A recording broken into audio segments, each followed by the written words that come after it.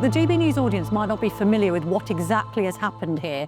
You introduced this legislation, I think, back in 2023 to prevent Northern Ireland veterans from being retrospectively prosecuted for killing members of the IRA and other terrorist groups during the Troubles. What's Labour now trying to do? Well, Labour, and I think it's probably the Attorney General to a very large extent, the driver, under the sort of excuse of human rights, has been saying, well, we're going to have to repeal this because you lost a court case. Actually, the court case was still in process when they came in. They didn't complete the appeal. So, but what they're also doing, frankly, is appeasing Ireland and appeasing a number of people who want to rewrite history. The IRA cannot represent murdering nearly 2,000 people as anything other than a horror. So what they're trying to do is to drag us down to the same level, try to say that our soldiers were running an assassination policy. Well, the truth is, they were making decisions in a split second. The three biggest issues were the conflicts at Coke and Clonau and Loughor. I looked at them all in some detail. In each of them, the IRA were trying to carry out murders, trying to assassinate an individual UDR officer, or trying to blow up a police station, or trying to machine gun a police station. In each case, they were carrying out murders or trying to. And the army intervened, as I say, making split-second decisions. A number of the IRA were killed. And now that's what happens if you start a civil war. And you can't apply the sort of conventional human rights rules to this. People make decisions in a hurry. Now, the government's trying to back off on this. We've got 170,000 signatures so far on our petition for a debate. That debate's going to happen tomorrow. Hilary Benn is going to respond to it, the Northern Ireland secretary. My hunch is he's not going to have an answer. The simple truth is, what they should have done right up back at the beginning, what Blair should have done, is have a truth and reconciliation process like the South Africans had. He didn't. He just basically exonerated, pardoned all of the murderers and left our soldiers hanging. We've got to put that right.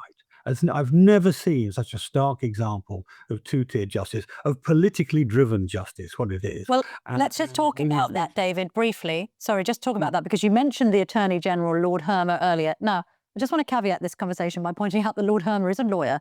He's not got a right of reply here, so let's be very careful what we're saying. He has previously defended Gerry Adams of Sinn Féin fame. So you're saying that he is pushing this from what perspective exactly?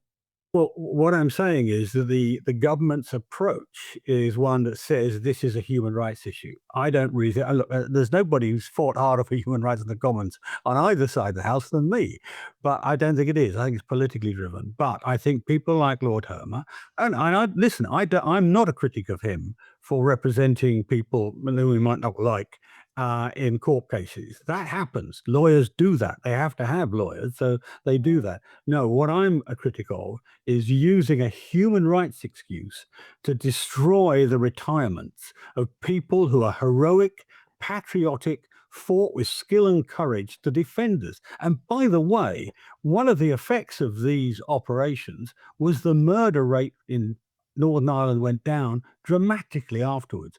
Hundreds of people being killed in Armagh and East Tyrone and so on, and Belfast before then.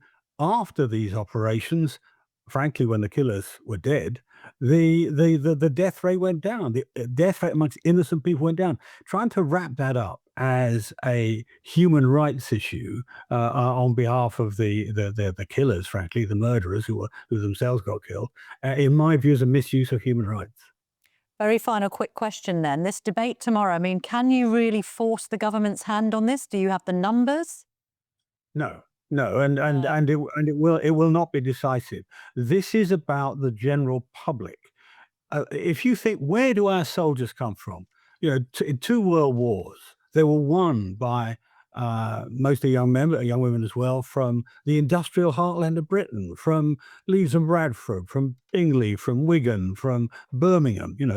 These places are now littered with what we used to call red wall seats. Red wall seats with majorities of a few hundred or maybe 1,000 or so.